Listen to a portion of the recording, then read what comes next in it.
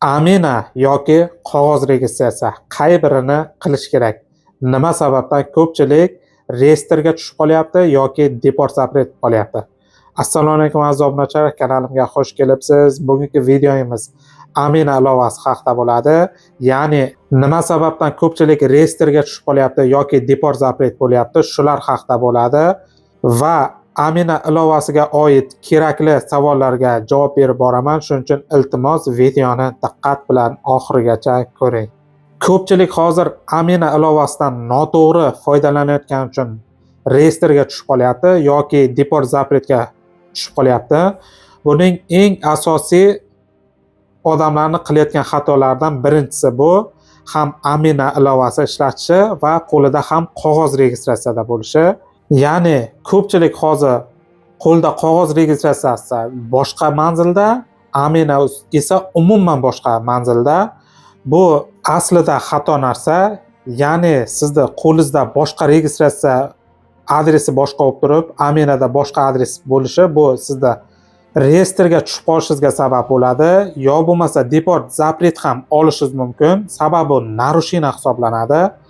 Qarang, misol uchun qo'lingizdagi registratsiyaning baza danisi bor, lekin u boshqa adresda bo'lib turibdi. Sizni militsiya ushlaganda esa Amina umuman boshqa adresda. Bu narsa hammasini MVD saytida sizning baza daningiz bo'ladi. Bu qonun oldindan ham bor. Ya'ni siz mana shu registratsiyaga qo'yilgan adres bo'yicha yashashga majbursiz. Agar siz yashamasangiz, bu narushina hisoblanadi. Shuning uchun maslahatim faqat Aminadan foydalaning. Qog'oz registratsiyani umuman qilishingizni hojati yo'q. Bilaman, ko'pchilik aytishyapti menga, militsiya ushlaganda qog'oz registratsiya so'rayapti deydi. Ya'ni bu narsani to'g'ri tushunish kerak. Endi militsiyalar ham hozir pul olish maqsadida sizdan qog'oz registratsiya so'rab tekshirishi mumkin. Shunda siz aytishingiz kerak, hozir hech joy, даже gosusluga ham yo bo'lmasa kvartiralar ham registratsiyaga qo'yib bermaydi aytishingiz kerak bo'ladi. To'g'risini aytsam, keyin ba'zi bir qo'shtirnoq ichidagi ba'zi bir registratsiya qilib beruvchi akalarimiz ham hozir daromadi shu registratsiyani orqasidan bo'lgan sababli ko'pchilikni chalg'itib tashlayapti. Ya'ni ham Amina ochishingiz kerak, ham hozir qog'oz registratsiya qilishingiz kerak. Mana ko'chada militsiya ushlayapti, registratsiyangiz bo'lmayapti deb sizga pulingizni olib registratsiya qilib beryapti. Bu aslida esa noto'g'ri narsa. Buni jabrini siz ko'rasiz yoki reyestrga tushib qolasiz yoki yomonlik bo'lsa deport zapret ham urishi mumkin. Keyingi ikkinchi xato, ya'ni ko'pchilikni chalg'itgan narsa bu, bilasizlar, dastlab mana shu Amina ilovasini ishlatishni boshlaganda hostel va общежитияларga yashaydiganlar hech qanaqa Amina ishlatish shart emas, ya'ni o'zlari registratsiya qilib beryapti deyishyapti. Mana shu narsa ham sizda reyestrga tushishingizga sabab bo'ladi. Sababi qonun bo'yicha 2025-yil 1-sentyabrdan boshlab Moskva va Moskva viloyatlarida ishlaydigan odamlarda Amina ilovasi bo'lishi shart va majburiy. Agar bo'lmasa bu narushina bo'ladi. Ya'ni sizda Amina ilovasini ishlatmaganingiz sababi deport va zapret qilish mumkin. Uchinchi xato haqida gaplashsam, bu ko'pchilik Aminani faqat o'sha qog'oz registratsiyani o'rnini bosadi deyishlardi. Bu ham noto'g'ri narsa. Amina ilovasi asli patent bilan biriktirilgan narsa bo'ldi. Qarang, oldin patent boshqa edi, qog'oz registratsiya boshqa edi. Ya'ni siz patent olganingizdan keyin 2 oylik to'laysizmi, 3 oylik to'laysizmi, o'shanga qarab продление registratsiyaga topshirganingizda продление qilib berishardi. Ya'ni siz o'sha deylik, misol uchun 3 oylik продлениеga topshirdingiz, 3 oylik registratsiyani oldingiz, keyin patentni to'lamay ketdingiz, lekin registratsiyangizni baza danisida bemalol ko'chada yurishingiz mumkin-da.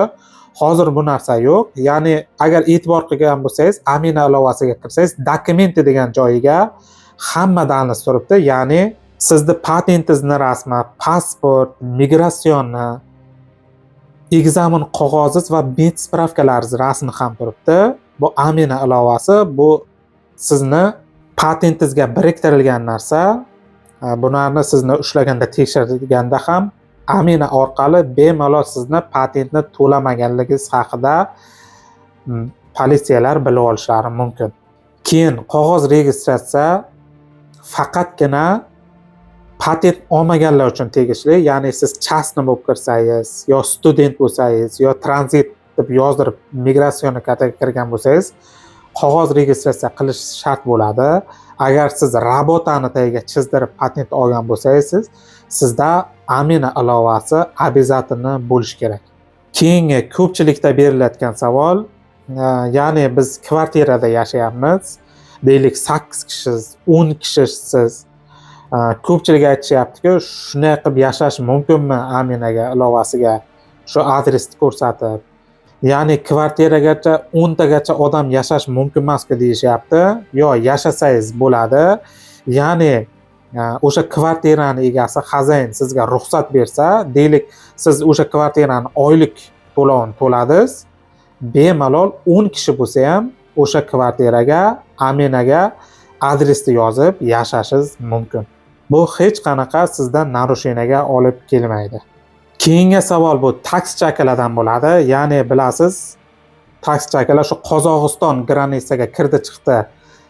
Taksi haydovchilari ular ham mana shu amina ilovasiga faktiskiy adresni yozgandan keyin, deylik misol uchun siz granitsaga 2 kun ketdingiz, 3 kun ketdingiz, qaytib kelganingizda ham o'sha siz aminada yozilgan faktiskiy adresga kvartiraga bemalol yashashingiz mumkin. Buni hech qanaqa sizga bir narusheniya bo'lmaydi.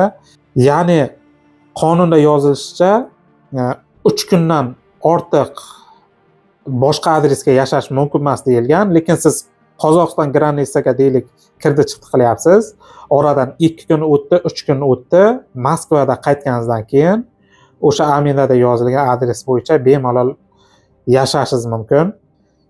Keyin shu o'rinda aytib o'tishim kerak, eng e'tiborli tomoni, ya'ni sizda e'tibor qilishingiz kerak bo'lgan narsa, telefoningizda doim geolokatsiya yoniq turishi kerak. Ko'pchilik hozir VPN ishlatishadi.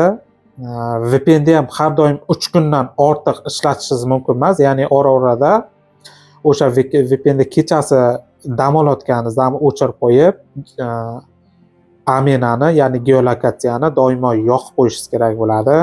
Keyin amina ilovasiga kuniga kamida 1 marta kirib turing. Ya'ni sizda rasm tushishingizni so'rashi mumkin yoki adresni qaytadan yozishingizni so'rashi mumkin yoki обновление kelishi mumkin, ya'ni ilovani qayta o'rnatish.